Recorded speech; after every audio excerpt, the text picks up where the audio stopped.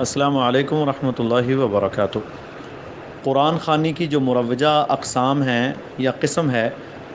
اس کی کوئی شرعی حیثیت نہیں اور کتاب و سنت میں اس کا کوئی وجود نہیں ہے۔ یہ سارے بعد کے معاملات ہیں۔ صحابہ کرام رضوان اللہ علیہم اجمعین، تابعین اور سلف کے بہترین قرون اولیٰ کے ادوار میں قرآن خوانی کے مروجہ سلسلے نہیں تھے، نہ ہی وہ قرآن پڑھ کر اس طرح بخشا کرتے تھے اور نہ ہی قرآن خوانی کے اس طرح کے معاملات وہاں چلا کرتے تھے۔ یہ صرف اور صرف بر صغیر پاک و ہند یا دیگر علاقوں میں ایک بات کا معاملہ شروع ہوا۔ ایک بات ہمارے ذہن میں رہنی چاہیے کہ قرآن پڑھ کر یا نماز پڑھ کر کسی مرنے والے کو بخشی نہیں جا سکتی، نہ ہی اس کے لیے پڑھی جا سکتی ہے۔ اس کی کوئی شرعی دلیل موجود نہیں۔ ہاں، کوئی شخص فوت ہو گیا، اس کے ذمے کوئی قرض ہے، آپ ادا کر دیں، اللہ کے نام پر صدقہ کریں اس کے ایصال ثواب کے لیے۔ اگر اس کے ذمہ فرض روزے رہ گئے یا نظر یا منت کے روزے رہ گئے، وہ اس کا کوئی ولی وارث رکھ دے، اس کے مرنے کے بعد اس کی طرف سے حج بدل کر دیں۔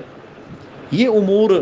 کیے جا سکتے ہیں، ان کے دلائل موجود ہیں۔ اب ہمارے ہاں لوگ کیا کرتے ہیں کہ قیاس کرتے ہیں، کہتے ہیں اگر حج کرنا جائز ہے تو قرآن پڑھنا کیوں نہیں جائز، اگر یہ کرنا جائز ہے تو یہ کیوں نہیں جائز۔ بھائی، اسلام میں کوئی بھی عمل اگر کرنا ہے تو اس کے لیے دلیل دلکار ہے، اور نبی صلی اللہ علیہ وسلم کی واضح حدیث ہے، من عمل عملا لیس علیہ امرنا فہو رد۔ جس نے کوئی ایسا عمل کیا جس پر ہمارا حکم نہیں ہے، وہ عمل مردود ہے۔ تو عمل سنت سے ثابت کرنا پڑے گا، تب جا کر وہ اللہ کے ہاں قابل قبول ہوگا۔ تو اس لیے یہ ختم قرآن اور قرآن خوانی، اس کی کوئی شرعی حیثیت نہیں ہے، جو آج کل ہمارے ہاں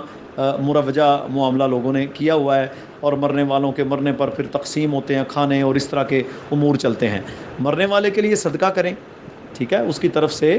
ایصال ثواب کے لیے اللہ کی راہ میں خرچ کریں، نلکا لگوائیں، مسجد بنوائیں، خیر کے کام پر لگائیں، غریبوں کو کھانا کھلائیں، لیکن اس کے لیے دن کو مقرر کرنا، مہینے کو مقرر کرنا، تیجا، ساتواں، 40واں، برسیاں، اور وہ احادیث جو آپ صلی اللہ علیہ وسلم نے دیگر معاملات کے لیے بتائیں کہ ٹھیک ہے تم اس کے طرف سے روزے رکھ لو، ٹھیک ہے تم اس کی طرف سے حج بدل کر دو، ٹھیک ہے تم اس کی طرف سے اللہ کے نام پر صدقہ کر دو، تو ان حدیثوں کو قرآن خوانی پر، اور پھر قرآن جمع ہوتے ہیں، پھر سورہ یاسین جمع ہوتی ہے، پھر جناب اتنے قرآن ہوئے، پھر مولوی صاحب آتے ہیں، پھر کھانا سامنے رکھا جاتا ہے، پھر وہ معجزات کی حدیث جو غزوہ خندق اور دیگر جگہوں پر جب کھانا ہی تھوڑا تھا، ان کو جناب لا کر بیچ میں، اور پھر لوگ کہتے ہیں کہ جی دیکھیں نا جی، آپ صلی اللہ علیہ وسلم نے وہاں کھانے پر ہاتھ رکھا اور دعا کی۔ بھائی، وہ تو میدان جہاد تھا، وہاں آپ صلی اللہ علیہ وسلم نے کھانے پر ہاتھ رکھا اور دعا کی، اور پورے لشکر نے وہ ایک یا دو بندوں کا کھانا کھا لیا۔ تو یہ ختم کی دلیل کیسے ہو گئی؟ ختم تو جناب ہٹے کٹے مولوی، اور وہ اتنا کھانا آ جاتا ہے، اور پھر لوگ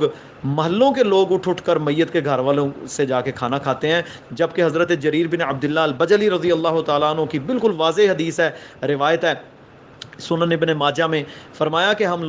ہم صحابہ میت کے گھر میں جمع ہونے کو اور وہاں کھانا کھانے کو نوحہ شمار کرتے تھے۔ تو ایک ناجائز عمل کو لوگوں نے آج دین بنا دیا ہے، تو اس کی کوئی شرعی